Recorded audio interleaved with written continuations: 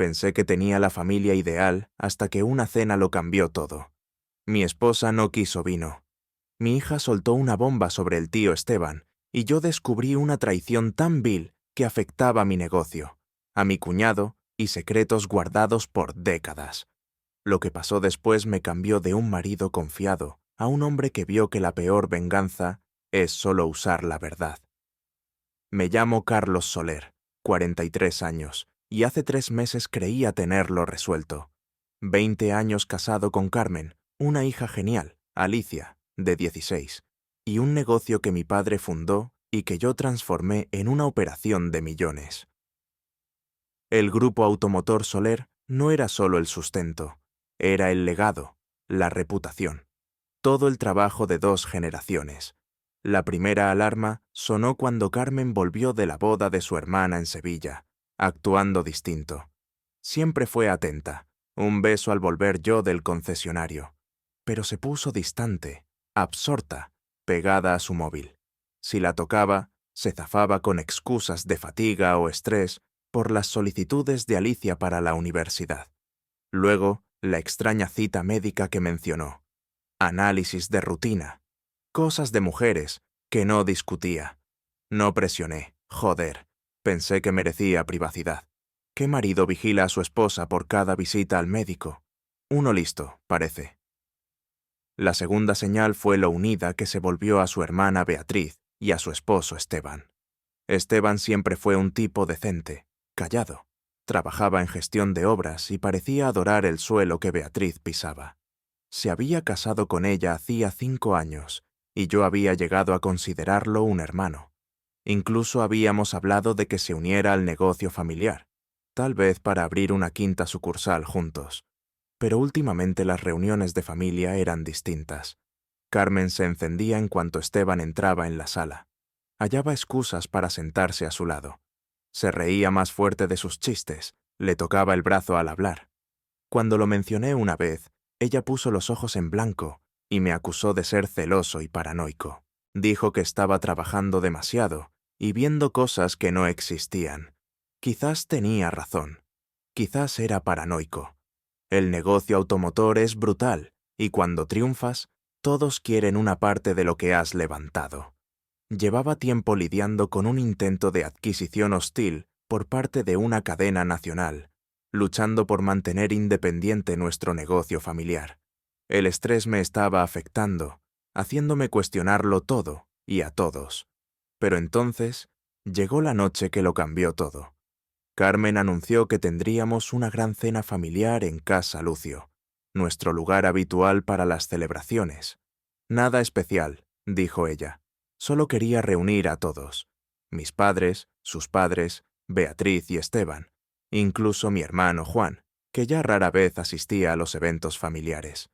Durante todo el trayecto hasta el restaurante, algo se sentía extraño. Carmen estaba nerviosa, jugueteando con su anillo de bodas, revisando su reflejo en el espejo cada pocos minutos. Cuando le pregunté si estaba bien, me espetó que estaba bien y que me concentrara en conducir. En casa Lucio, insistió en sentarse frente a Esteban, en lugar de a mi lado, como solía hacer. Dijo que quería ponerse al día con Beatriz sobre los detalles de la planificación de una boda. Aparentemente estaban ayudando a planear la boda de unos primos, pero noté cómo sus ojos se desviaban constantemente hacia Esteban, cómo se mordía el labio cada vez que él hablaba. Las señales de advertencia estaban todas ahí, escritas con luces de neón para quien quisiera verlas. Pero a veces, cuando amas a alguien, cuando has construido una vida con esa persona, eliges ignorar lo que tienes justo delante de tus narices. Te dices a ti mismo que estás imaginando cosas, que el amor lo conquista todo, que la mujer que juró ser fiel hace 20 años nunca traicionaría esa promesa. Estaba a punto de aprender cuán equivocado puede estar un hombre. La atmósfera en casa Lucio se sentía eléctrica esa noche, como el aire antes de una tormenta. Todos estaban allí, mis padres, los de Carmen, Beatriz, Esteban e incluso mi hermano Juan, que había venido desde Barcelona. La mesa estaba puesta para una celebración. pero algo se sintió mal desde el momento en que nos sentamos. Carmen no dejaba de juguetear con su servilleta, apenas probando la comida. Cuando el camarero se acercó ofreciendo vino, ella rápidamente colocó la mano sobre su copa. ¿No quieres vino esta noche, cariño?, pregunté tratando de mantener un tono casual. Carmen forzó una sonrisa. Simplemente no estoy de humor. Fue entonces cuando caí en la cuenta. Mi esposa nunca rechazaba el vino en las cenas familiares. Nunca. Siempre pedía el tinto de la casa. Siempre hacía un brindis por la familia, pero esta noche era diferente. Y de repente todas esas citas con el médico cobraron sentido. Sentí que se me oprimía el pecho mientras las piezas encajaban. La distancia, el secretismo, las misteriosas visitas médicas. Mi mente repasó las posibilidades hasta que se detuvo en la explicación más obvia. O tal vez, dije lo suficientemente alto para que toda la mesa lo oyera, ¿es porque estás tomando antibióticos por la gonorrea que te contagiaste en tu crucero? La mesa se quedó en silencio. Los tenedores dejaron de moverse. Las conversaciones murieron a media frase. Mi madre ahogó un grito, casi dejando caer su vaso de agua. El rostro de Carmen perdió todo el color. «Carlos, ¿de qué estás hablando?» «No te hagas la tonta conmigo», dije con la voz firme a pesar de la rabia que crecía en mi interior. La misteriosa enfermedad, evitar la intimidad, todas esas visitas al médico que no querías discutir. Esteban se movió incómodo en su asiento, sus ojos yendo de mí a Carmen. Beatriz parecía confundida, mirando de un lado a otro entre su hermana y su esposo. «Has perdido la cabeza», susurró Carmen, pero su voz temblaba. Mi padre se aclaró la garganta. «Hijo, tal vez este no sea el lugar». «No, papá», interrumpí, manteniendo mis ojos fijos en mi esposa. «Este es exactamente el lugar. Hablemos de honestidad y valores familiares». El camarero se acercó a nuestra mesa, probablemente atraído por la tensión, pero se retiró rápidamente al ver la escena. «Carlos, detén esto ahora mismo», siseó Carmen entre dientes. «Estás avergonzando a nuestra familia». «¿Yo estoy avergonzando a nuestra familia?», reí amargamente. «Qué descaro viniendo de alguien». «¿Qué?» «Papá», interrumpió Alicia, su voz de 16 años cortando la tensión. «Estás hablando del tío Esteban». El mundo dejó de girar. Todas las cabezas en la mesa se volvieron hacia mi hija, que estaba sentada allí con ojos grandes e inocentes, completamente inconsciente de la bomba nuclear que acababa de detonar. Esteban se puso pálido como un muerto. Beatriz miraba a su esposo con creciente horror. Mis padres parecían atónitos tratando de procesar lo que acababan de escuchar.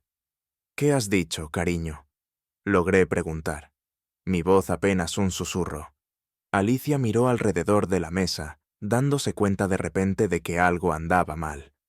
Yo solo pensé... Mamá dijo que no te contara que el tío Esteban vino de visita cuando estabas en el concesionario, porque te molestaría por cosas del trabajo. El silencio que siguió fue ensordecedor. 20 años de matrimonio, 20 años de confianza, 20 años construyendo una vida juntos. Todo destrozado en una sola frase inocente de nuestra hija.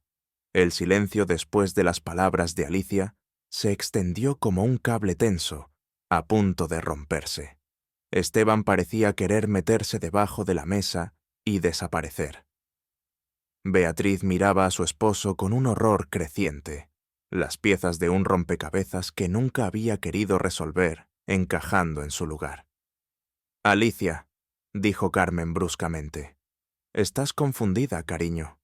Pero mi hija negó con la cabeza. «No, mamá, lo recuerdo porque estaba enferma en casa ese martes que vino el tío Esteban. Dijiste que era para planear la fiesta de cumpleaños de la abuela, pero estuvisteis hablando en tu habitación durante mucho tiempo». El color desapareció por completo del rostro de Carmen.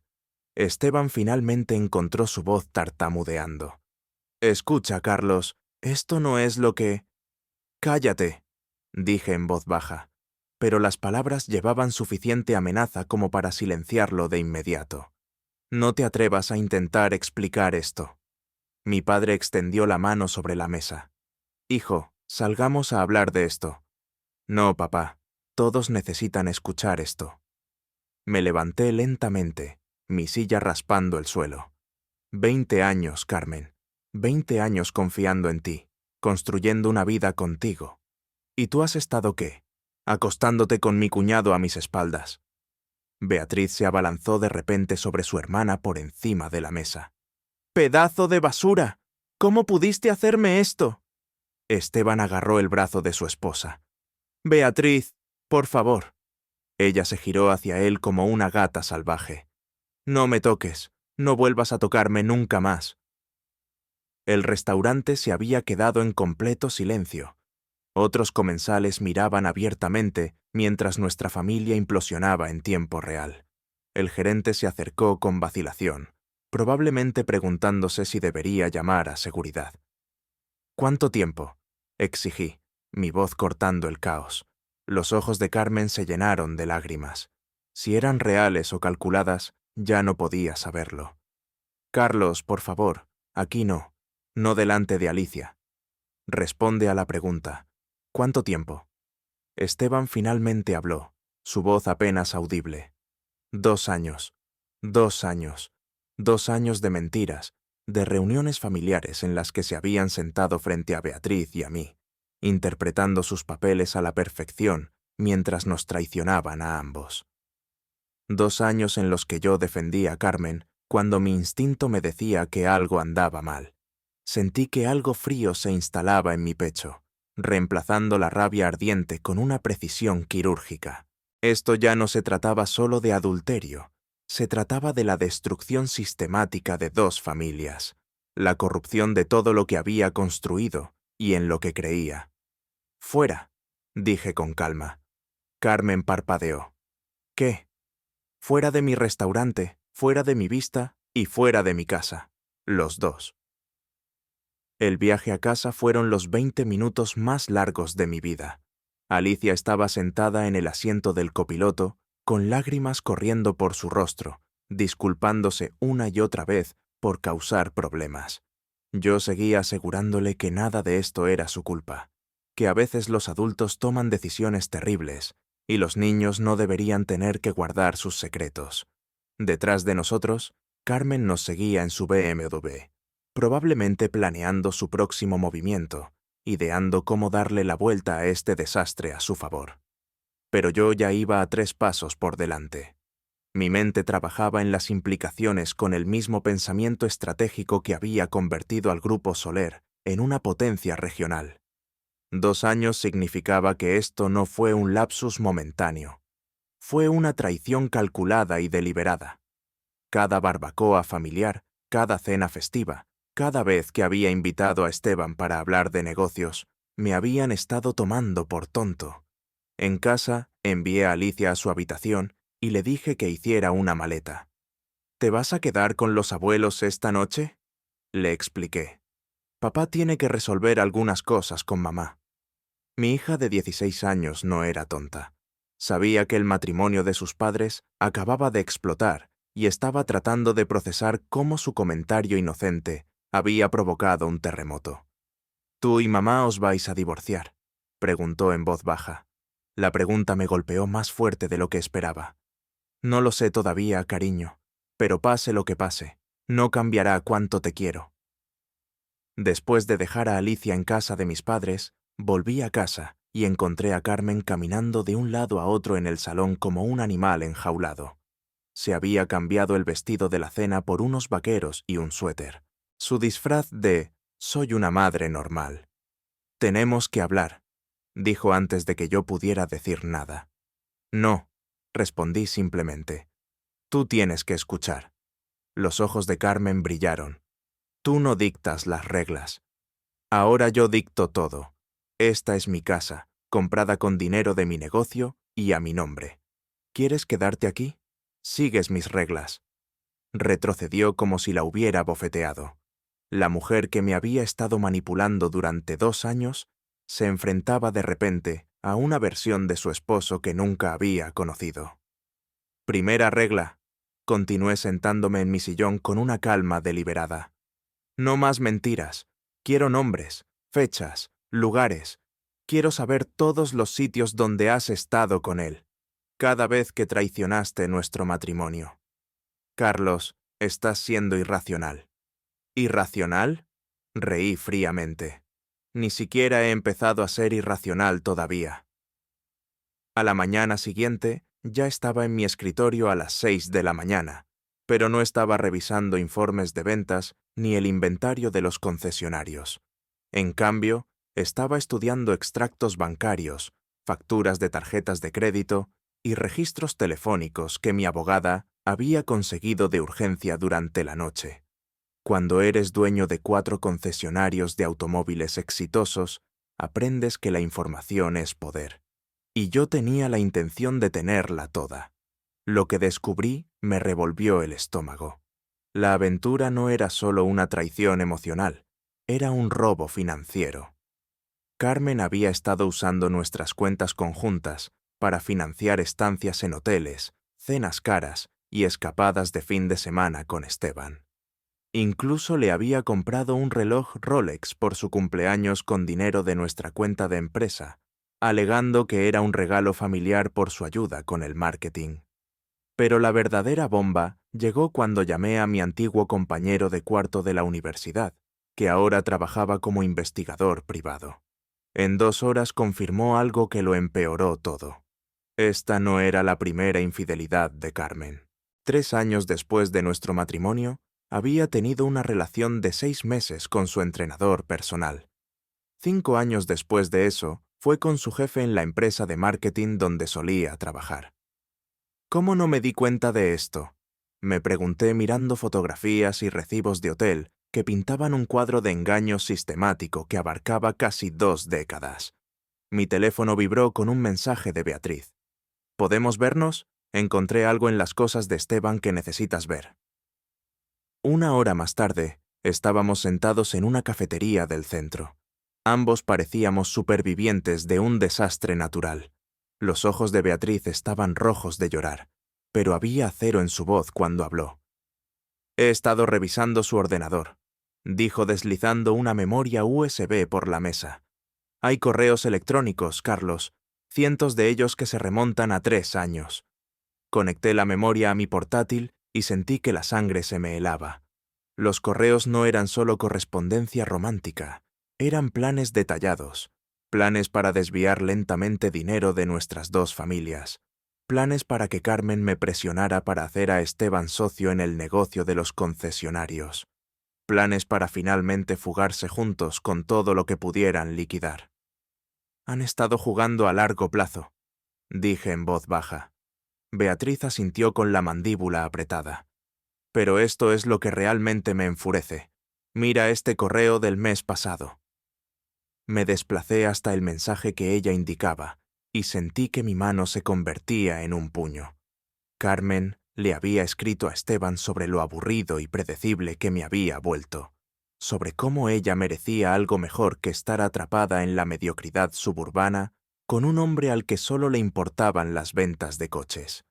La mujer a la que había amado durante 20 años, la madre de mi hija, había estado desmantelando sistemáticamente nuestra vida mientras se burlaba de todo lo que yo había construido para mantener a nuestra familia. ¿Qué quieres hacer?, preguntó Beatriz. Cerré el portátil y miré a mi cuñada, ahora mi socia en la búsqueda de justicia. Quiero destruirlos a ambos, legal, financiera y socialmente. Quieren jugar con nuestras vidas.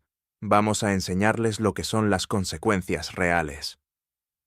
Al mediodía tenía a 3 abogados, un contable forense y una empresa de relaciones públicas trabajando para mí. La ventaja de tener negocios exitosos es que desarrollas relaciones con los mejores profesionales en cada campo.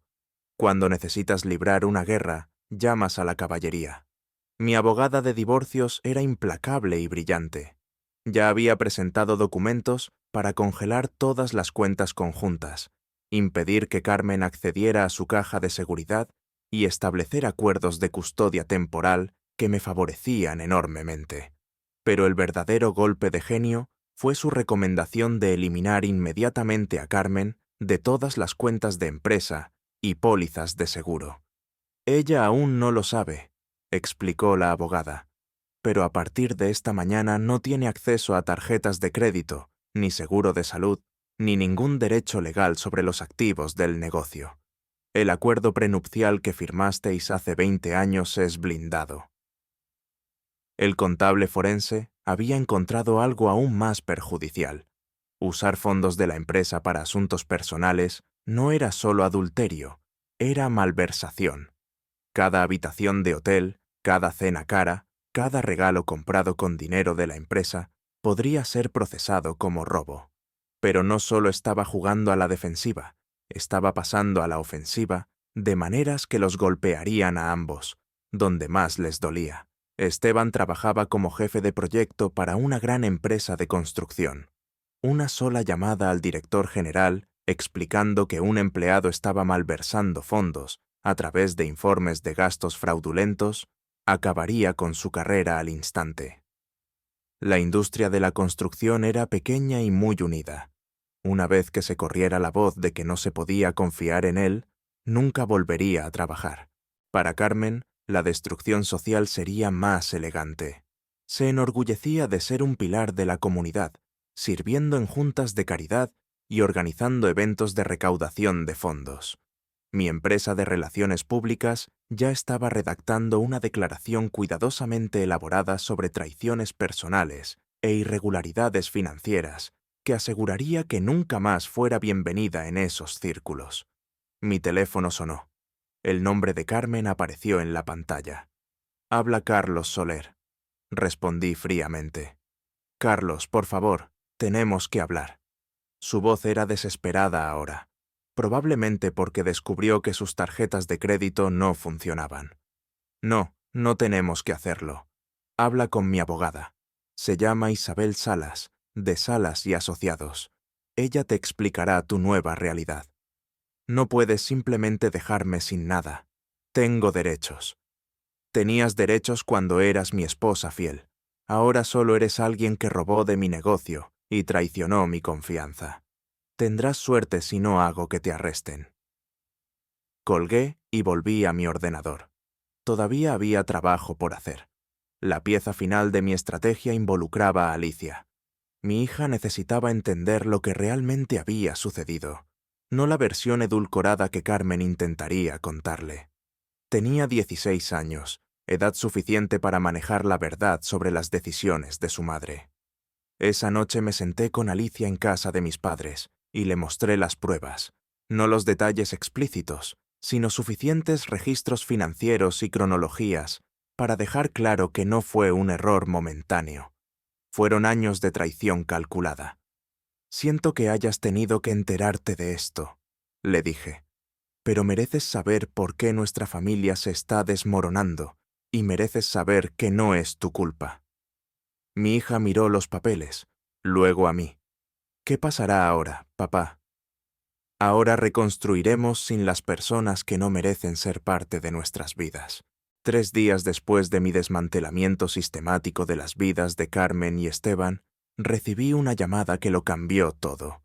La voz de mi investigador privado era sombría cuando me dio la noticia que me heló la sangre. «Carlos, necesitas sentarte para esto.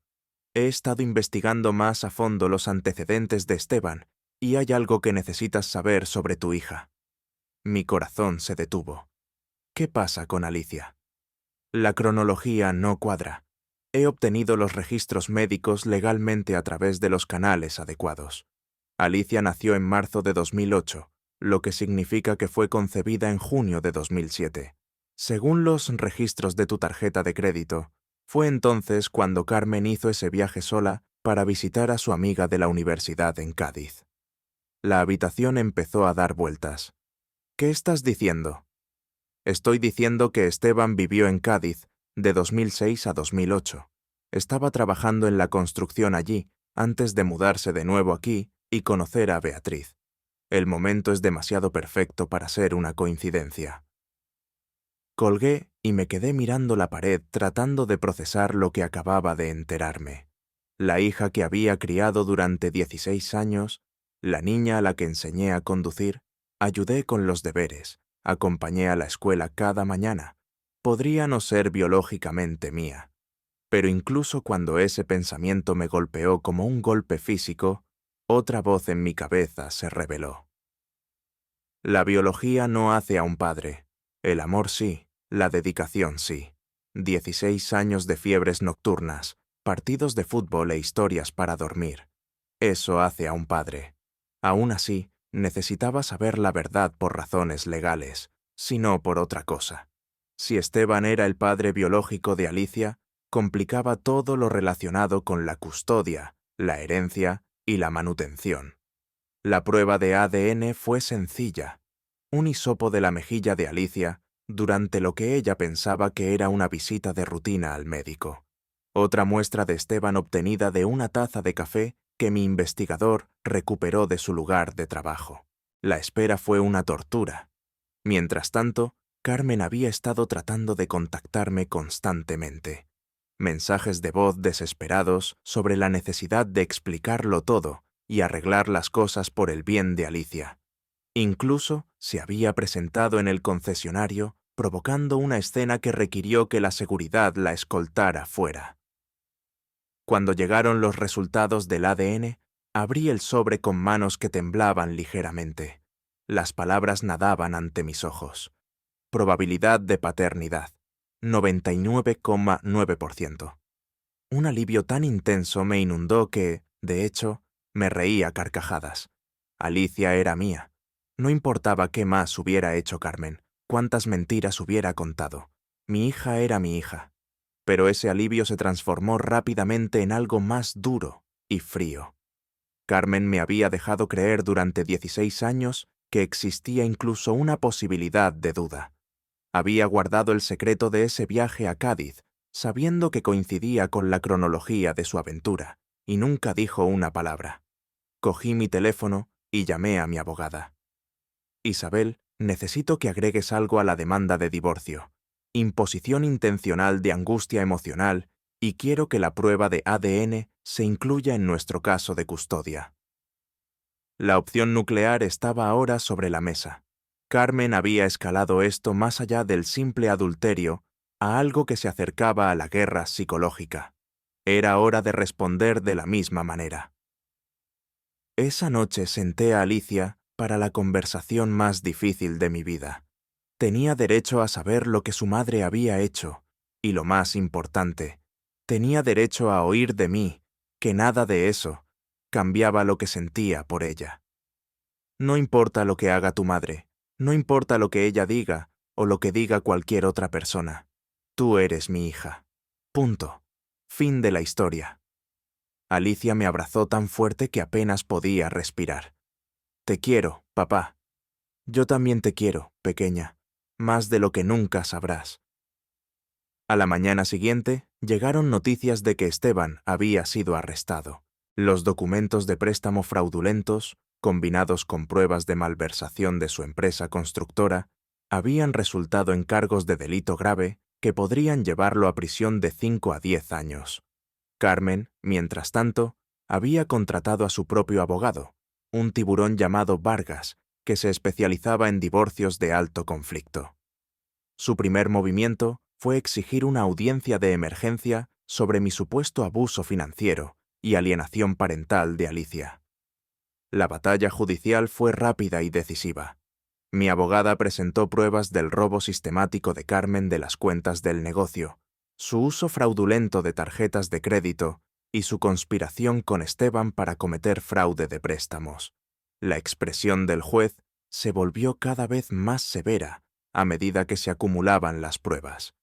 Señora Soler, dijo finalmente el juez, dadas las pruebas de mala conducta financiera y el claro patrón de engaño, ordeno visitas supervisadas únicamente hasta que se resuelvan estos asuntos penales. El rostro de Carmen se puso blanco. Las visitas supervisadas significaban que solo podía ver a Alicia en presencia de un supervisor designado por el tribunal y solo durante unas pocas horas cada semana. Fuera del juzgado me confrontó por última vez. «Has destruido toda mi vida», dijo con lágrimas corriendo por su rostro. No respondí con calma. Tú destruiste tu vida cuando elegiste traicionar a tu familia. Yo simplemente me niego a hundirme contigo. ¿Y qué hay de Alicia? Necesita a su madre. Miré a esta mujer a la que una vez había amado. Esta persona que había compartido mi cama y mis sueños durante 2 décadas. Y no sentí nada más que lástima. Alicia necesita una madre en la que pueda confiar. Tú ya no eres esa persona. El divorcio se finalizó 6 semanas después. Carmen recibió exactamente lo que especificaba el acuerdo prenupcial, el 10% de los bienes matrimoniales, ningún derecho sobre la propiedad del negocio y derechos de visita limitados, supeditados a que completara terapia y pagara la restitución de los fondos malversados. Esteban fue sentenciado a 7 años en una prisión federal. Beatriz se quedó con su casa y solicitó la anulación del matrimonio, alegando fraude como motivo para invalidarlo por completo. 3 meses después de esa cena de pesadilla en Casa Lucio, estaba en mi oficina mirando el lote lleno de coches, pensando en segundas oportunidades y nuevos comienzos. Alicia estaba prosperando en terapia, preparándose para solicitar plaza en las universidades, y había empezado a salir con un buen chico de su clase de cálculo avanzado. Sonó el teléfono. Era mi abogada con noticias sobre una oportunidad de negocio, la posibilidad de expandir el Grupo Soler al mercado de lujo con un nuevo concesionario de Mercedes. ¿Qué te parece?, preguntó. Sonreí sintiendo algo que no había experimentado en meses, un optimismo genuino sobre el futuro. Creo que es hora de construir algo nuevo. Algunas personas aprenden de sus errores, otras se hacen más fuertes gracias a ellos. La traición que se suponía que me destruiría. En cambio, me había liberado de un matrimonio construido sobre mentiras y me había abierto puertas que nunca había imaginado posibles. Carmen había querido cambiarme por un modelo más nuevo. En cambio, me había dado la libertad de convertirme en el hombre que siempre debí ser. Un año después de esa desastrosa cena en Casa Lucio, me encontraba en la sala de exposición de mi nueva adquisición, Soler Luxury Motors, especializada en vehículos europeos de alta gama. El concesionario Mercedes-Benz había sido un sueño durante años, pero fue necesario perder todo lo que creía importante para obtener el enfoque necesario para lograrlo. Alicia caminaba por la reluciente sala de exposición, admirando los últimos modelos mientras me contaba sobre su admisión en 3 universidades de primer nivel. A los 17 años se había convertido en una joven notable, más fuerte, más independiente y sorprendentemente sabia sobre la naturaleza humana, después de presenciar de primera mano la traición de su madre. «Papá, mira este», exclamó señalando un descapotable plateado. «Perfecto para la universidad, ¿no crees?». Me reí recordando cuando la compra de un coche requería discusiones familiares y reuniones de presupuesto. Hablaremos de ello después de que elijas a qué universidad quieres ir. El último año nos había transformado a ambos de maneras que no había esperado. Alicia había luchado inicialmente con la ira hacia su madre, pero la terapia la había ayudado a comprender que las elecciones de Carmen reflejaban defectos de carácter personales en lugar de fracasos como hija. Aprendió a mantener límites sin dejar de amar a la mujer que le dio la vida. Mi teléfono vibró con un mensaje de Beatriz. «Café mañana, tengo noticias sobre el negocio». Beatriz y yo habíamos desarrollado una amistad inesperada, forjada en la traición compartida y el respeto mutuo. Había utilizado el dinero de su acuerdo para iniciar una consultoría de marketing que ya estaba prosperando, y comenzamos a discutir una posible asociación para promover el concesionario de lujo. La extraña verdad era que la traición de Esteban y Carmen nos había liberado tanto a Beatriz como a mí para convertirnos en mejores versiones de nosotros mismos. Habíamos dejado de conformarnos con relaciones basadas en la obligación y comenzamos a construir vidas basadas en la elección genuina y la conexión auténtica. «Señor Soler», se acercó mi gerente de ventas con un portapapeles. «El representante regional de Mercedes Quiere programar esa reunión sobre la expansión a una segunda ubicación. El éxito tenía un sabor diferente, ahora más limpio, con más propósito. Cada logro se sentía ganado en lugar de heredado o esperado. El negocio había crecido más allá del modesto lote de coches usados de mi padre, hasta convertirse en algo que lo enorgullecería de verdad.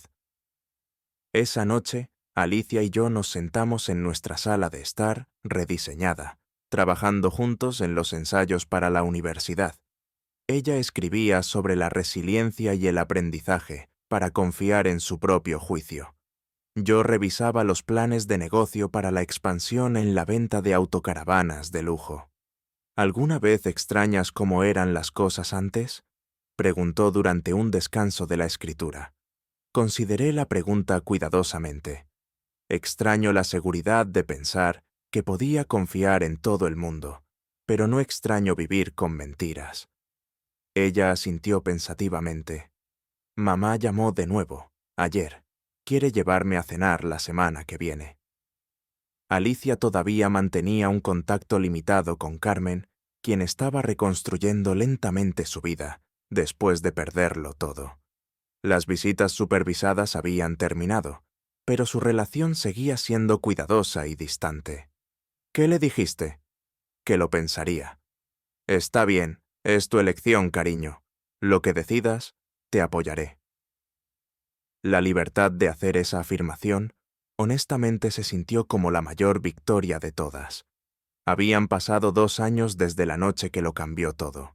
Estaba de pie en la terraza de mi nueva casa del lago, viendo a Alicia y a su novio Mateo practicar wakeboard, mientras Beatriz asaba hamburguesas para una celebración del 4 de julio. La vida se había asentado en patrones que nunca había imaginado posibles durante aquellos oscuros meses de trámites de divorcio y batallas por la custodia. El negocio se había expandido a 6 ubicaciones en 2 comunidades. Alicia había elegido la Universidad Northwestern para estudiar ingeniería y mantenía una relación cordial, pero distante con su madre. Lo más sorprendente fue que Beatriz y yo habíamos descubierto que una amistad forjada en la traición podía evolucionar hacia algo más profundo y genuino. «Las hamburguesas están listas», gritó Beatriz, su voz cruzando el agua hasta donde yo estaba, contemplando cuán dramáticamente puede cambiar la vida cuando dejas de aceptar menos de lo que mereces. No estábamos casados. Ambos seguíamos siendo cautelosos con los enredos legales, después de nuestras experiencias previas. Habíamos construido algo honesto y directo, basado en valores compartidos, en lugar de ilusiones románticas o conveniencia financiera. Alicia saltó del muelle empapada y sonriendo. «Papá, Mateo quiere saber si le enseñarás a conducir el barco mañana». «Claro, siempre y cuando prometa no estrellarlo contra el muelle como alguien que conozco hizo el mes pasado». Ella se rió y agarró una toalla, luciendo en todos los aspectos como la joven segura de sí misma en la que se había convertido. El trauma de descubrir la traición de su madre la había moldeado, pero no la había roto. En cambio, le había enseñado a valorar la autenticidad sobre las apariencias y la sustancia sobre el encanto. ¿Alguna noticia de tu madre últimamente?, pregunté casualmente. Me envió un mensaje la semana pasada. Está comprometida con un tipo que conoció en el trabajo. Al parecer, él es el gerente de la tienda donde ella trabaja. Carmen había reconstruido su vida en circunstancias más pequeñas: un apartamento modesto, un trabajo en una tienda, una relación con alguien que coincidía con su reducida posición. La mujer que una vez fue anfitriona de galas de caridad ahora planeaba una boda que probablemente costaría menos que su antiguo presupuesto mensual de peluquería. «¿Cómo te sientes al respecto?», pregunté. Alicia se encogió de hombros. «Me alegro de que haya encontrado a alguien. Espero que haya aprendido algo de todo lo que pasó». La madurez en su respuesta me recordó que los niños a menudo son más resilientes de lo que sus padres creen. Ella procesó la traición de su madre, aprendió de ella y siguió adelante sin albergar ira destructiva ni expectativas poco realistas. Mientras el sol se ponía sobre el lago, arrojando una luz dorada sobre el agua, reflexioné sobre el viaje que nos había traído hasta aquí. Esteban estaba terminando su sentencia de prisión y sería puesto en libertad condicional el próximo año. Carmen estaba construyendo una nueva vida con recursos limitados, pero aparentemente con un compromiso genuino de cambiar. Y yo estaba de pie en mi propia propiedad, rodeado de personas que habían elegido ser parte de mi vida, en lugar de personas que se sentían obligadas a tolerarme. «Papá», dijo Alicia interrumpiendo mis pensamientos, «Beatriz quiere saber si estás listo para comer o si te vas a quedar ahí con aire filosófico toda la noche». Me reí y caminé hacia la mesa donde se construyen las verdaderas relaciones. Una conversación honesta, una comida compartida, un momento genuino a la vez. La traición que se suponía que destruiría a mi familia, en cambio, nos había enseñado lo que realmente significa la familia. A veces, lo peor que te sucede, crea el espacio para que ocurra lo mejor que estaba esperando.